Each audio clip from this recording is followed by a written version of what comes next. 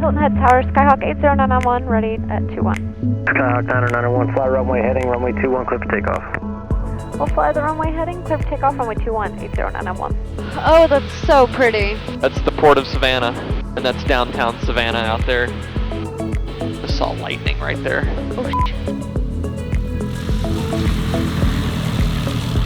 Welcome.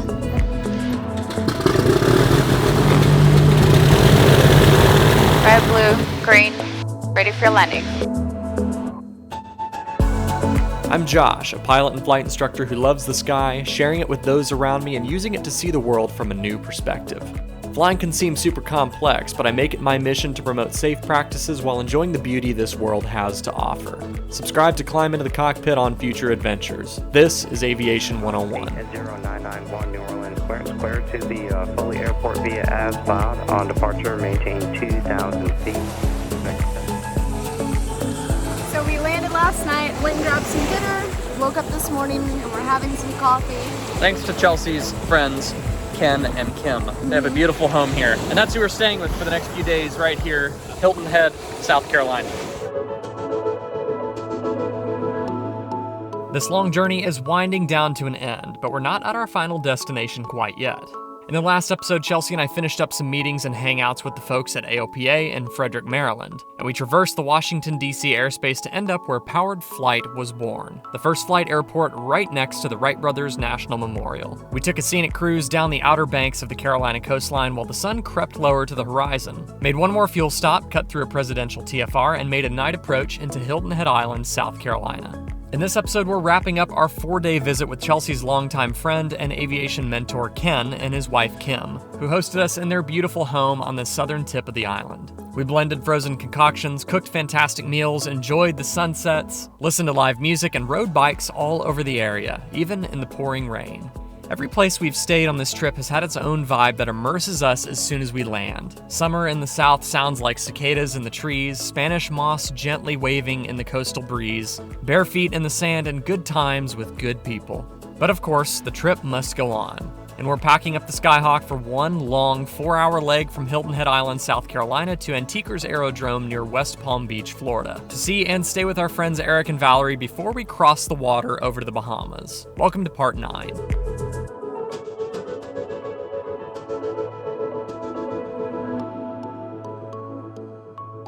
At this point in the trip, we're getting pretty worn out. We've been traveling for a month now. First to see Chelsea's family, then on to Oshkosh, Michigan, Canada, New York, Maryland, and now in the Carolinas. We said our goodbyes to Ken and Kim and packed up the Skyhawk for today's trip to South Florida. With the nonstop travel and documenting it all on video, we're pretty burned out. That being said, we didn't put a ton of effort into, quote, vlogging today's trip, and by that I mean talking to the camera like we normally do. But we did make sure to turn the camera around and show the sights along the way. But first, we're gonna pick up our IFR clearance to depart Hilton Head Island, South Carolina. Clear. Skyhawk 80991, Hilton Head ground, good morning. Clear to Foxtrot Delta 08 as filed. Climb maintain 2,000. Expect 4,010 minutes after departure. Departure frequency 25 tree, squawk 075 tree. And we'll just want to be aware and cognizant if they try to tell us direct destination or direct Craig or whatever, we can't do that because that's out over the water. We have those VORs to keep us within glide distance. Perfect. All right, Ready? I'm ready. Checklists are done. Hilton Head Tower, Skyhawk 80991, ready at 21. Skyhawk 991, fly runway heading, runway 21, clear for takeoff. We'll fly the runway heading, clear for takeoff, runway 21, 80991. Ready? Ready. Takeoff power set. RPM looks good. Everything's in the green. Airspeed's alive, and it does not look like it's messing up. There's 50. There's birds. All right, we're coming up to our abort point, and we are well airborne. Skyhawk 991, contact Savannah departure. Have a great day. Over to departure, have a great day, 80991. Oh, that's so pretty. That's the port of Savannah. And that's downtown Savannah out there.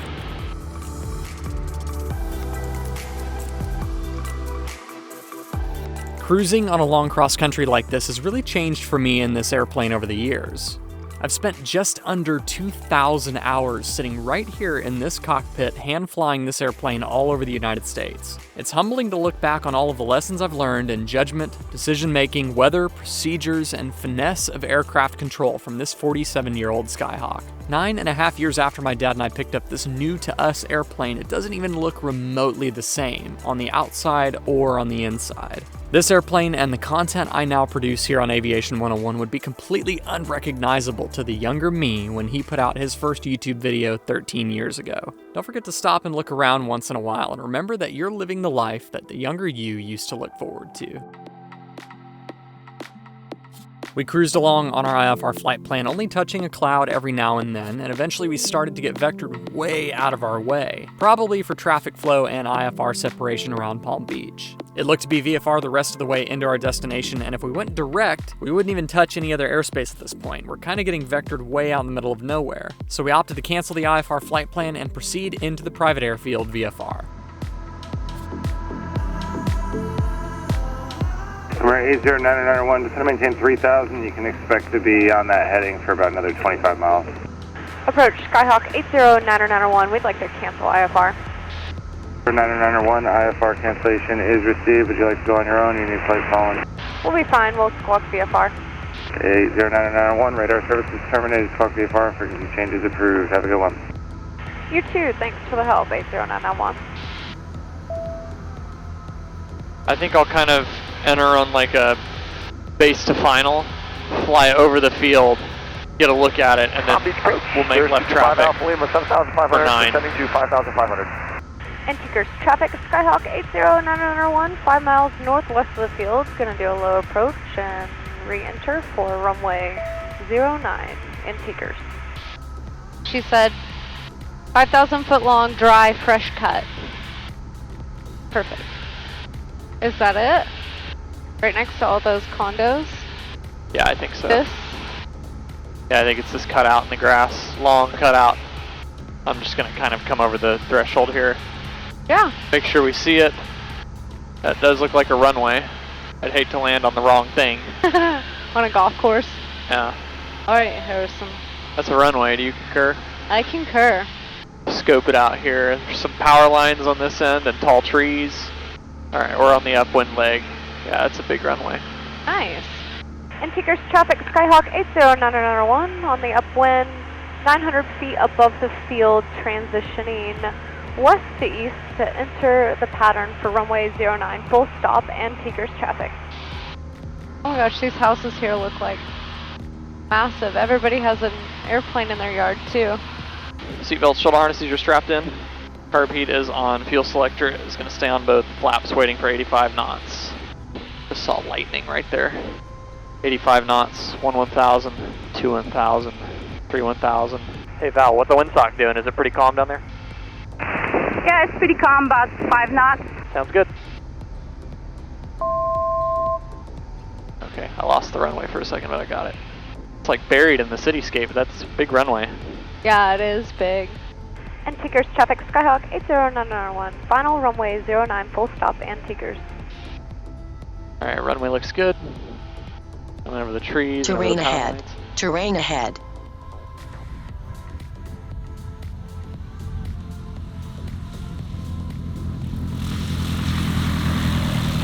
And just follow me, I'm in the golf cart.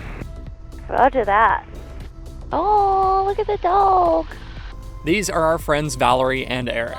They're a couple of laid-back pilots down here in South Florida, and they own and fly this beautiful turbocharged Baron 58 out of this private air park. Like many of our friends in aviation, we met Val and Eric through social media, where they document their adventures all over the place with this Baron. Their YouTube channel is called Skyline Baron Pilot. Link to their Instagram and YouTube is down in the description. We actually conjured up the idea to stop and stay with them when we were all together in Oshkosh just a couple weeks before this. We didn't really have a South Florida stop planned quite yet, and especially with their experience flying into the Bahamas, which is our next stop, it made even more sense to come down and hang out here with them for a few days. As soon as we landed, Eric handed me an ice-cold beer and Chelsea an ice-cold wrench. Not really, she volunteered. Their AMP was already there working on the Baron's air conditioner, and she helped him button up some things with a second pair of hands, and now it was time to relax. A new place, a new home, for a while, let me feel alive. We cruised up and down the intercoastal waterway, taking in the sights and soaked up the sun and vibe of South Florida in the summer.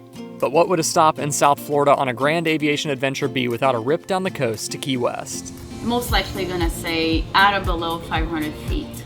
National park area here, so we have to be above that. The ladies are going to take the flight deck for this trip, and Eric and I are going to stretch our legs out in the back seat. If you want to take the scenic route down to Key West, which is along the coast, you have no choice but to talk to all of the Class Delta, Charlie, and the only Bravo airspace along the way, Miami International. Especially in something like a Turbo Baron, you're moving through the airspaces pretty quickly, so having the next airport's frequency and your request for them ready is crucial. After a bit of flight planning, a thorough pre-flight inspection, and running through some checklists, it's time to get these fans turning.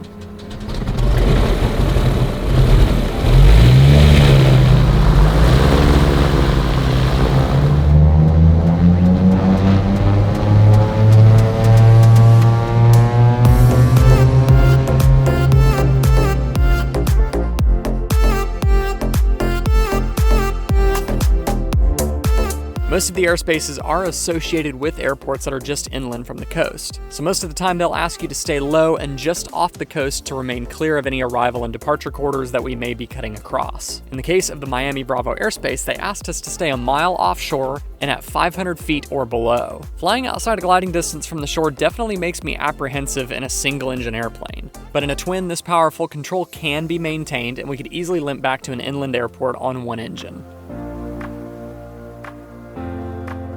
Pretty soon, Miami was already behind us, and the stunning turquoise waters surrounding the island chain of the Florida Keys acted as a yellow brick road leading us to Key West. Red, blue, green, ready for your landing.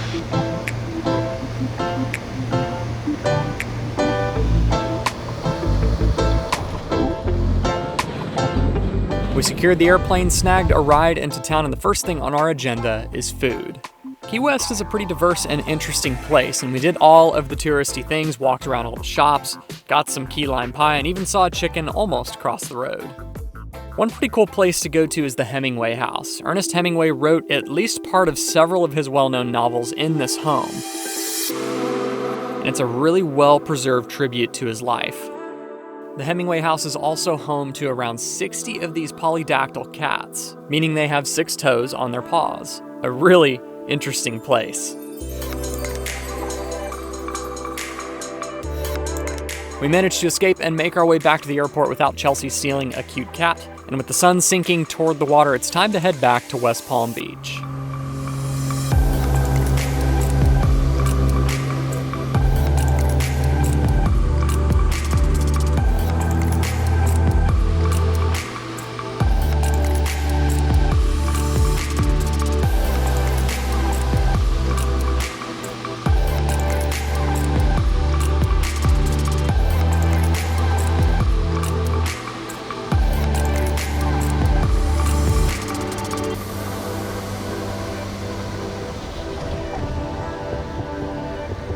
It was a smooth and pretty dusk flight back to West Palm Beach, and we're going to spend one more day with Eric and Valerie before we make the jump over to the Bahamas.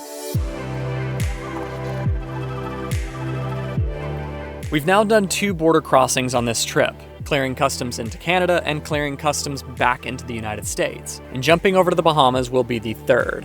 The Bahamas is pretty different from Canada in the way that they process information and paperwork.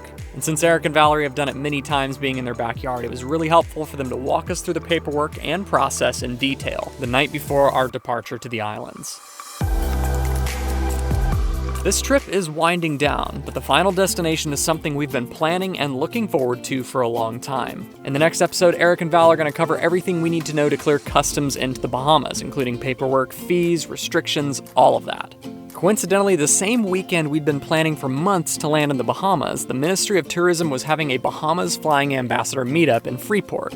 More on that later.